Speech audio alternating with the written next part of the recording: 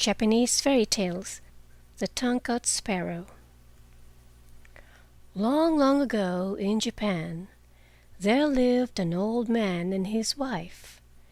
The old man was a good, kind-hearted, hard-working old fellow, but his wife was a regular crosspatch who spoiled the happiness of her home by her scolding tongue. She was always grumbling about something from morning to night. The old man had for a long time ceased to take any notice of her crossness. He was out most of the day at work in the fields, and as he had no child for his amusement when he came home, he kept a tame sparrow. He loved the little bird just as much as if she had been his child. When he came back at night after his hard day's work in the open air, it was his only pleasure to pet the sparrow, to talk to her and to teach her little tricks, which she learned very quickly. The old man would open her cage and let her fly about the room, and they would play together. Then when supper time came, he always saved some tidbits from his meal with which to feed his little bird. Now one day the old man went out to chop wood in the forest, and the old woman stopped at home to wash clothes. The day before, she had made some starch, and now when she came to look for it, it was all gone. The bowl which she had filled full yesterday was quite empty. While she was wondering who could have used or stolen the starch, down flew the pet sparrow, and bowing her little feathered head, a trick which she had been taught by her master, the pretty bird chirped and said, "It is I who have taken the starch. I thought it was some food put out for me in that basin, and I ate it all. If I made a mistake, I beg you to forgive me. Tweet, tweet, tweet." You see from this that the sparrow was a truthful bird, and the old woman ought to have been willing to forgive her at once when she asked her pardon so nicely. But not so. The old woman had never loved the sparrow, and had often quarreled with her husband for keeping what she called a dirty bird about the house, saying that it only made extra work for her. Now she was only too delighted to have some cause of complaint against the pet. She scolded and even cursed the poor little bird for her bad behavior, and not content with using these harsh, unfeeling words, in a fit of rage she seized the sparrow, who all this time had spread out her wings and bowed her head before the old woman to show how sorry she was, and fetched the scissors and cut off the poor little bird's tongue. "I suppose you took my starch with that tongue. Now you may see what it is like to go without it." And with these dreadful words she drove the bird away, not caring in the least what might happen to it, and without the smallest pity for its suffering. So unkind was she. The old woman, after she had driven the sparrow away, made some more rice paste, grumbling all the time at the trouble, and after starching all her clothes, spread the things on boards to dry in the sun, instead of ironing them as they do in England. In the evening the old man came home. As usual, on the way back, he looked forward to the time when he should reach his gate and see his pet come flying and chirping to meet him, ruffling out her feathers to show her joy, and at last coming to rest on his shoulder. But tonight the old man was very disappointed, for not even the shadow of his dear sparrow was to be seen. He quickened his steps, hastily drew off his straw sandals, and stepped onto the veranda. Still no sparrow was to be seen. He now felt sure that his wife, in one of her cross tempers, had shut the sparrow up in its cage. So he called her and said anxiously, "Where is Suzume-san, Miss Sparrow, today?" The old woman pretended not to know at first, and answered, "Your sparrow? I am sure I don't know. Now I come to think of it, I haven't seen her all the afternoon. I shouldn't wonder if the ungrateful bird had flown away and left you after all your petting." But at last, when the old man gave her no peace, but asked her again and again, insisting that she must know what had happened to his pet, she confessed all. She told him crossly how the sparrow had eaten the rice paste she had specially made for starching her clothes, and how when the sparrow had confessed what she had done, in great anger she had taken her scissors and cut out her tongue, and how finally she had driven the bird away and forbidden her to return to the house again. Then the old woman showed her husband the sparrow's tongue, saying, "Here is the tongue I cut off. Horrid little bird! Why did it eat all my starch?" "How could you be so cruel?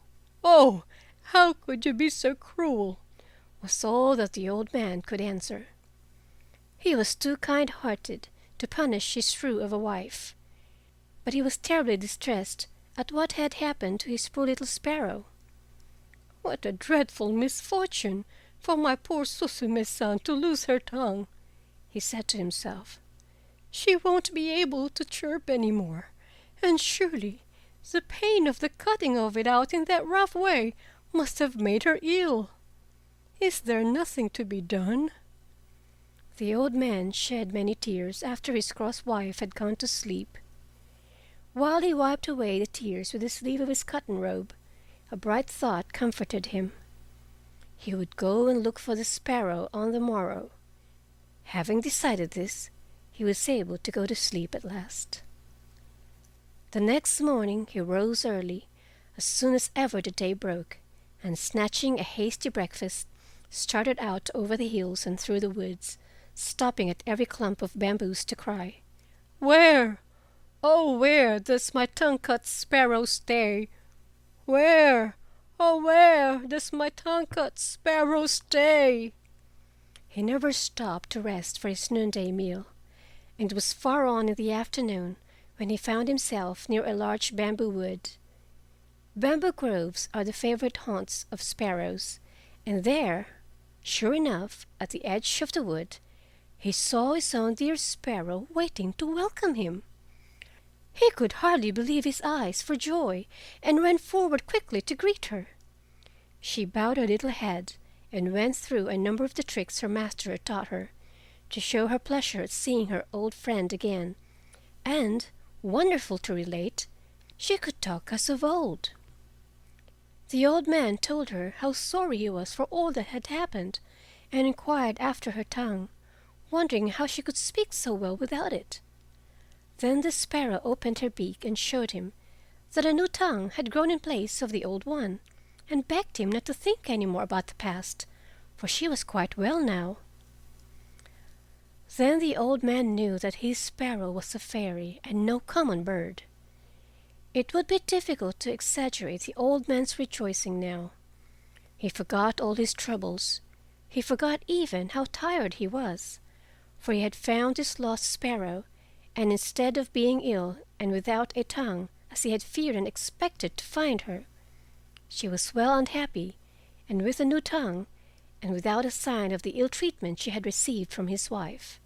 And above all, she was a fairy. The sparrow asked him to follow her, and flying before him, she led him to a beautiful house in the heart of the bamboo grove. The old man was utterly astonished when he entered the house to find what a beautiful place it was. It was built of the whitest wood. The soft cream-colored mats which took the place of carpets were the finest he had ever seen, and the cushions that the sparrow brought out for him to sit on were made of the finest silk and crepe. Beautiful vases and lacquer boxes adorned the tokonoma. Footnote: an alcove where precious objects are displayed, of every room. The sparrow led the old man to the place of honor, and then, taking her place at a humble distance, she thanked him with many polite bows for all the kindness he had shown her for many long years. Then the lady sparrow, as we will now call her, introduced all her family to the old man. This done, her daughters, robed in dainty crepe gowns, brought in on beautiful old-fashioned trays a feast of all kinds of delicious foods, till the old man began to think he must be dreaming. In the middle of the dinner, some of the sparrow's daughters performed a wonderful dance called the Suzume Odori, or the sparrow's dance, to amuse the guest.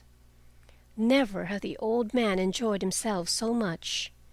The hours flew by too quickly in this lovely spot, with all these fairy sparrows to wait upon him and to feast him and to dance before him. But the night came on, and the darkness reminded him that he had a long way to go, and must think about taking his leave and return home. He thanked his kind hostess for her splendid entertainment, and begged her for his sake to forget all she had suffered at the hands of his cross old wife. He told the Lady Sparrow that it was a great comfort and happiness to him to find her in such a beautiful home, and to know that she wanted for nothing. It was his anxiety to know how she fared, and what had really happened to her, that had led him to seek her. Now he knew that all was well, he could return home with a light heart. If ever she wanted him for anything, she had only to send for him, and he would come at once. The Lady Sparrow begged him to stay and rest several days and enjoy the change, but the old man said he must return to his old wife, who would probably be cross at his not coming home at the usual time, and to his work, and therefore, much as he wished to do so, he could not accept her kind invitation. But now that he knew where the Lady Sparrow lived, he would come to see her whenever he had the time. When the Lady Sparrow saw that she could not persuade the old man to stay longer, she gave an order to some of her servants, and they at once brought in 2 boxes, one large and the other small. These were placed before the old man, and the Lady Sparrow asked him to choose whichever he liked for a present, which she wished to give him. The old man could not refuse this kind proposal, and he chose the smaller box, saying, "I am now too old and feeble to carry the big and heavy box. As you are so kind as to say that I may take whichever I like, I will choose the small one, which will be easier for me to carry." Then the sparrows all helped him put it on his back, and went to the gate to see him off, bidding him good-bye with many bows, and entreating him to come again whenever he had the time. Thus the old man and his pet sparrow separated quite happily, the sparrow showing not the least ill will for all the unkindness she had suffered at the hands of the old wife. Indeed, she only felt sorrow for the old man, who had to put up with it all his life. When the old man reached home, he found his wife even crosser than usual, for it was late on in the night, and she had been waiting up for him for a long time. "Where have you been all this time?" she asked in a big voice. "Why do you come back so late?" The old man tried to pacify her by showing her the box of presents he had brought back with him, and then he told her of all that had happened to him, and how wonderfully he had been entertained at the sparrow's house. "Now let us see what is in the box," said the old man, not giving her time to grumble again. "You must help me open it." And they both sat down before the box and opened it. To their utter astonishment, they found the box filled to the brim with gold and silver coins and many other precious things. The mats of their little cottage fairly glittered as they took out the things one by one and put them down and handled them over and over again. The old man was overjoyed at the sight of the riches that were now his. Beyond his brightest expectations was the sparrow's gift, which would enable him to give up work and live in ease and comfort the rest of his days. He said, "Thanks to my good little sparrow, thanks to my good little sparrow," many times. But the old woman, after the first moments of surprise and satisfaction at the sight of the gold and silver were over, could not suppress her greed of her wicked nature. She now began to reproach the old man for not having brought home the big box of presents, for in the innocence of his heart he had told her how he had refused the large box of presents which the sparrows had offered him, preferring the smaller one because it was light and easy to carry home. "You silly old man," said she, "why did you not bring the large box? Just think what we have lost. We might have had twice as much silver and gold as this. You are certainly an old fool," she screamed, and then went to bed as angry as she could be. The old man now wished that he had said nothing about the big box, But it was too late. The greedy old woman, not contented with the good luck which had so unexpectedly befallen them, and which she so little deserved, made up her mind, if possible, to get more. Early the next morning she got up and made the old man describe the way to the sparrow's house. When he saw what was in her mind, he tried to keep her from going, but it was useless. She would not listen to one word he said. It is strange that the old woman did not feel ashamed of going to see the sparrow after the cruel way she had treated her in cutting off her tongue in a fit of rage. But her greed to get the big box made her forget everything else. It did not even enter her thoughts that the sparrows might be angry with her, as indeed they were, and might punish her for what she had done. Ever since the lady sparrow had returned home in the sad plight in which they had first found her, weeping and bleeding from the mouth, her whole family and relations had done little else but speak of the cruelty of the old woman. "How could she," they asked each other, "inflict such a heavy punishment for such a trifling offense as that of eating some rice paste by mistake?" They all loved the old man, who was so kind and good and patient under all his troubles, but the old woman they hated, and they determined, if ever they had a chance, to punish her as she deserved. They had not long to wait. After walking for some hours, the old woman had at last found the bamboo grove which she had made her husband carefully describe, and now she stood before it crying out, "Where is the Tongue-Cut Sparrow's house? Where is the Tongue-Cut Sparrow's house?" At last she saw the eaves of the house peeping out from amongst the bamboo foliage. She hastened to the door and knocked loudly. When the servants told the lady sparrow that her old mistress was at the door asking to see her, she was somewhat surprised at the unexpected visit, after all that had taken place, and she wondered not a little at the boldness of the old woman in venturing to come to the house. The lady sparrow, however, was a polite bird, and so she went out to greet the old woman, remembering that she had once been her mistress. The old woman intended, however, to waste no time in words. She went right to the point, without the least shame, and said, "You need not trouble to entertain me as you did my old man. I have come myself to get the box which he so stupidly left behind. I shall soon take my leave if you will give me the big box. That is all I want." The lady sparrow at once consented, and told her servants to bring out the big box. The old woman eagerly seized it and hoisted it on her back, and without even stopping to thank the lady sparrow, began to hurry homewards.